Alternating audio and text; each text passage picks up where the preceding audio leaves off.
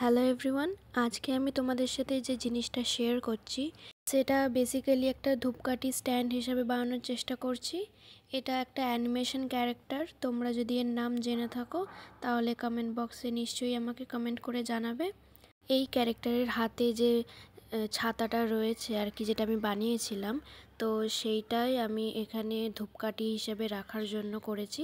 তো ভিডিওটা শেষ অবধি দেখতে থাকো স্কিপ না করে। আবার প্রথমে যেটা করতে হবে সেটা হচ্ছে নিচের স্পেসটাকে রেডি করব। তো একটা কাদার ডো নিয়ে ভালো করে মেখে নিয়ে বেলনি দিয়ে বেলে নিতে হবে। এবারে যেমন একটা ইচ্ছা শেপ দিয়ে নিতে হবে, সেটা তোমরা চাইলে স্কোয়ার করতে পারো, রাউন্ড করতে পারো বা অন্য কিছু। তো আমি এখানে রাউন্ড করেছি, তো আরও একটু বেলনি দিয়ে সমান করে বেলে নিচ্ছি। এরপর বেলা হয়ে গেলে আমি এবারে সাইড থেকে একটু একটু একটু করে তুলে দিতে হবে এরকমভাবে। এতে করে যে গোল বাটি মতন আমি বানানোর চেষ্টা করছি সেটা হয়ে যাবে। এটা তোমরা এই প্রসেসটা চাইলে করতে পারো। আবার যদি চাও একটা গোল সার্কেল করে তার উপর একটা কাদার রিং বসিয়ে সেটাকে স্প্রেড করে দিতে পারো। তোমাদের যেটা ইচ্ছা, যেটা তোমাদের সহজ মনে হবে সেটাই করতে পারো। তবে আমি এখানে এরকমভাবেই করেছি। তো এই প্রসেসেও তোমরা দেখে নাও যে কেমনভাবে করতে হবে। খুব ভালোভাবে যেন এইরকম ব্যান্ড খাওয়াতে গিয়ে যেন কোথাও ফেটে না যায়, সেই দিকটা ভালো করে মনে রাখতে হবে। তো খুব একটা বড় আমি চওড়া করব না এখানে, কারণ ওই পুতুলটা আমি ছোটই বসাবো। তাই বেশি সামনের দিক থেকে চওড়া হয়ে গেলে কিন্তু সেটাকে দেখা যাবে না। তো একটুখানি কমই করব। আর ওপর থেকে যেহেতু আমি চাকু দিয়ে কেটে দেবো, কারণ ওপরে যে পাতলা লেয়ারটা গেছে সেইটা ফেটে যাওয়ার চান্স থাকে। তো মোটামুটি আমি এখানে তুলে নিয়ে দেখো একটা স্পঞ্জ নিয়ে নিয়েছি আর কিছুটা জল নিয়ে এবারে স্মুথ করতে হবে। এটা হচ্ছে সবথেকে মেন কাজ, এই স্মুথ করাটা। তো কাদা দিয়ে ভালো করে এরকম করে করে স্মুথ করতে হবে। এটা একটু ধৈর্য নিয়ে তোমাদের করতে হবে, এতে করে দেখতেই পারবে আমার ফিনিশিংটা ঠিক কতটা ভালো এসেছে। মোটামুটি অনেকটা সময় লেগে গেছিলো এটা করতে, আর অনেকটা স্ট্রাগল করার পর ফাইনালি দেখো আমার এটা রেডি হয়ে গেছে। ঠিক কতটা সুন্দর এসেছে এটা। এবারে সেই পুতুলটা বানিয়ে নেওয়ার পালা। এখানে আমি কিছুটা পরিমাণে কাদা নিয়ে সেটাকে ভালো করে মেখে নিয়েছি। এখানে পুতুলের সাইজটা অনুযায়ী আমি মাটি নিয়ে নিয়েছি। তোমরা যদি বড় বানাতে চাও তাহলে কিন্তু এর পরিমাণটা বেশি নিতে হবে। এবারে হাতের তালুর মধ্যে রেখে প্রপারলি গোল করে নিতে হবে। তারপরে একটা ফুলের পাপড়ি যেরকম তৈরি হয়, সামনের দিকটা ছুঁচুলো আর পেছনের দিকটা চওড়া থাকে, তো আমিও এখানে সেই রকমই শেপ দিচ্ছি। আর মাথার অংশটাও দেখো আমি আঙুলের সাহায্যে ভালো করে শেপ দিয়ে নিয়েছি। এবারে দুটো কান বানিয়ে নেব। তো কানটাও আমি বডি যেমন বানিয়েছি ঠিক তেমনভাবেই কানটাকেও সেরকম বানিয়ে নেব। প্রথমে গোল প্রপার করতে হবে, তারপরে লম্বা লেচি করে একটা ফুলের পাপড়ি যেমন তৈরি করে, সামনের দিকটা ছুঁচলো আর মাঝখানটা একটু চওড়া।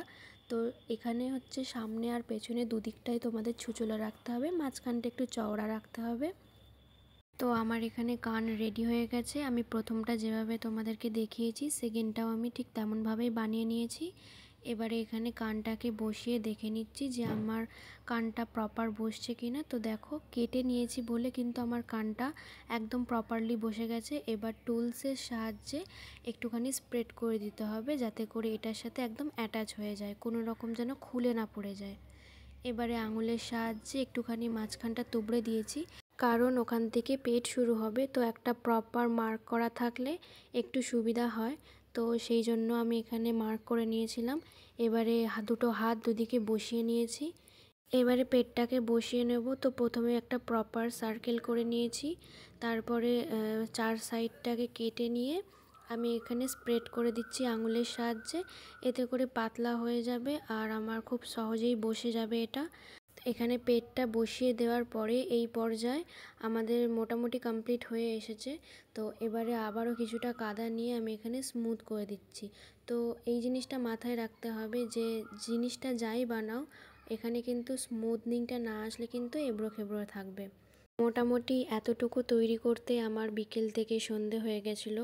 তারপর প্রপারলি রোদ্দুর খাওয়ানোর পরে যখন প্রপার শুকিয়ে যায়, তারপরে আমি এখানে হোয়াইট কালার দিয়ে বেস কোট করে রেখেছিলাম। এরপরে কালার করে নিচ্ছি। এই ধরনের ক্রিয়েটিভ ভিডিও পেতে গেলে কিন্তু আমার চ্যানেলকে সাবস্ক্রাইব করে রাখতে হবে আর পাশে থাকা বেল আইকনটাকেও ক্লিক করে রাখতে হবে, যাতে করে নতুন ভিডিওগুলো সরাসরি তোমাদের কাছে পৌঁছে যায়। এই পর্যায়ে আমার মোটামুটি কমপ্লিট হয়ে এসেছে। এবার এটাকে আমি শুকাতে দিয়ে দেবো। আর অন্যদিকে আমি এবারে ক্যারেক্টারটার জন্য রঙগুলো নিয়ে নেব। তো এখানে দেখো কি কি নিয়েছি। কিছু পরিমাণে হোয়াইট কালার নিয়েছি আর সামান্য ব্ল্যাক মিশিয়ে একটা গ্রে কালার তৈরি করে নিয়েছি। এবারে পুরোটা গ্রে কালার, পেটটা বাদ দিয়ে রেখে আমি পুরোটাই কমপ্লিট করে দেবো। আর পেটের জন্য নিয়েছি যে স্কিন টাইপ যে কালারটা হয় সেই কালারটা নিয়েছি। তো এটা আমার প্রপারলি শুকিয়ে গেছে। এবারে 00 যে সরু ব্রাশ পাওয়া যায়, তো সেই ব্রাশ নিয়ে আমি এখানে কিছু এঁকে নিচ্ছি, যেটা এই ক্যারেক্টারের পেটের মধ্যে আঁকা থাকে। তো অলমোস্ট এটা কমপ্লিট হয়ে গেছে। এবারে ওই 00 যে তুলিটা নিয়েছি সেই তুলির পেছন দিকটা দিয়েই আমি এখানে চোখটা এঁকে নিয়েছি, আর 00 তুলিটা দিয়েই আমি এখানে মুখটাও এঁকে নিচ্ছি। মোটামুটি এই পর্যায়ে হয়ে এসেছে। এবারে এর দাঁতগুলো বসিয়ে নিয়েছি আর একটা ছোট্ট টুলস নিয়ে আমি এর চোখটাও করে নিয়েছি।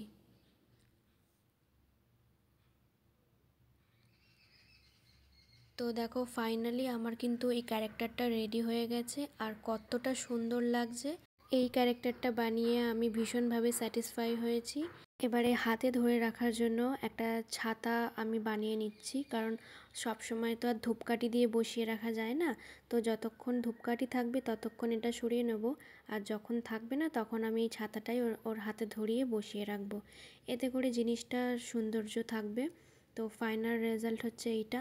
তোমাদের কেমন লাগলো কমেন্ট করে নিশ্চয়ই জানাবে।